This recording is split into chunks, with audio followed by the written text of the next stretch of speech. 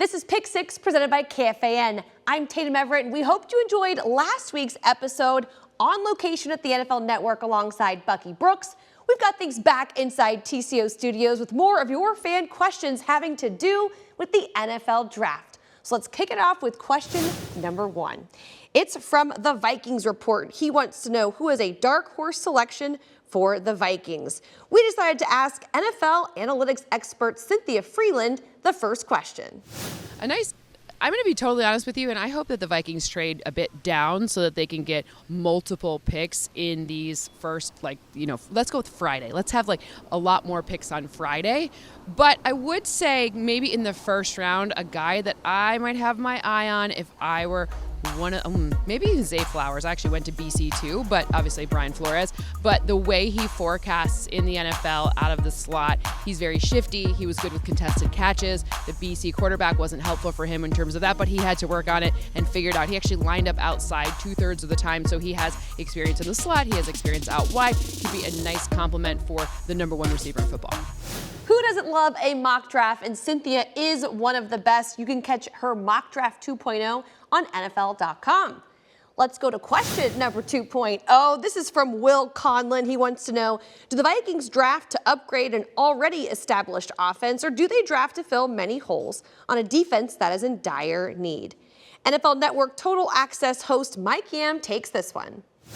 Well, we'll appreciate the question, and you're exactly right. This is a Minnesota squad that was already one of the best offensive units in the NFL. They've done their best to try to address some of these needs on the defensive side, but to me, it's so vital that this squad looks to this draft and tries to address some of the holes that they have on the defensive side. They were, statistically speaking, towards the bottom of the NFL in so many categories. I think they have to focus in on that secondary. They're your 31st in passing yards allowed. To me, it is the obvious hole that can be corrected in the draft. Thanks, Mike. And like a lot of people, he's leaning towards the defense, which brings us right into question number 3, which has a more offensive theme. This is from TC25. I like sitting tight where we are, letting a great player fall to us. Don't reach at QB. What are your thoughts? Well, we got the thoughts of MJ Acosta-Ruiz, the other NFL Network Total Access host for this one. I like that too. I think it's a good position of power because you start to see really great players still available in the 20s. The best thing about the draft is that when one really hot position groups, either edge or quarterback, go early on, then suddenly all the other teams start to scramble. So if you're in the 20s, of which the Vikings are at 23, you can just sit back and kind of be like, all right, what you got? What you got? Field some trade offers perhaps and still make the best decisions to amplify your team. I think this is perfect. Definitely sit tight, enjoy the ride, and then make your best pick. Thanks, MJ. It really sometimes is all about best player available when a team hits the clock.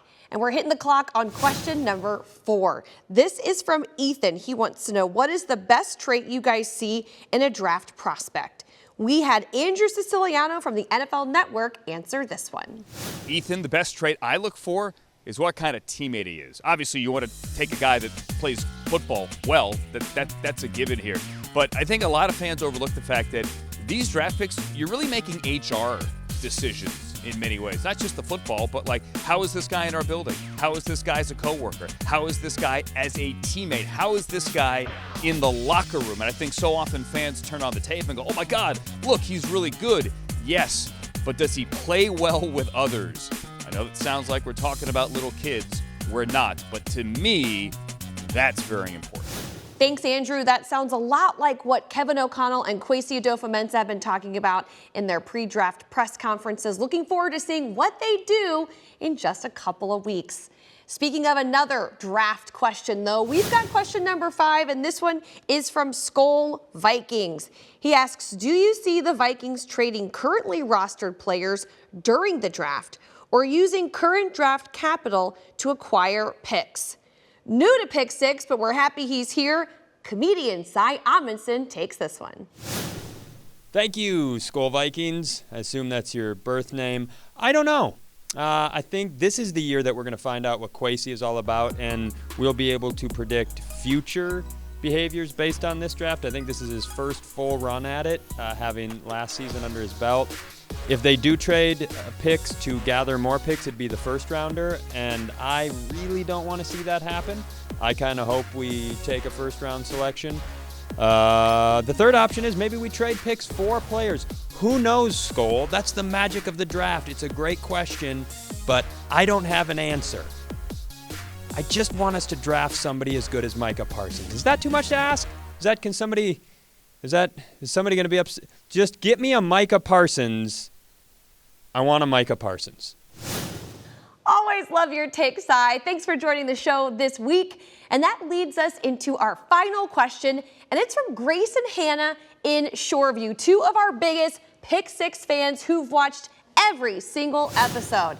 This question is for Paul Allen, the voice of the Vikings, and they want to know, what is the latest on Za'Darius Smith? Should the Vikings try to get what they can for him via trade to upgrade at other positions, or keep him and maximize his production as an edge rusher under Coach Flores? Take it away, PA.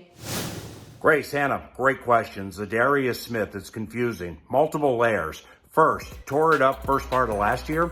Best player on the field, many games defensively, and at times in the entire game.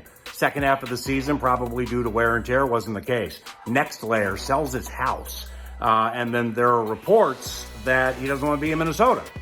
But the Vikings, to the next layer, have him contractually for 2 more years. And then to the final layer, say there's something Za'Darius Smith wants and the Vikings acquiesce contractually, and it's right there in pen, with a pen on paper, and it's promised. What 2023 will be promised from Za'Darius that is better than 2022? And can you count on it? That's what I'm thinking about. Thank you, PA. And if you want to be like Grace and Hannah and have your question featured on Pick Six, you can tweet at Tatum Everett, my Twitter handle, and tweet me those questions. Maybe they'll end up on the next edition of Pick Six.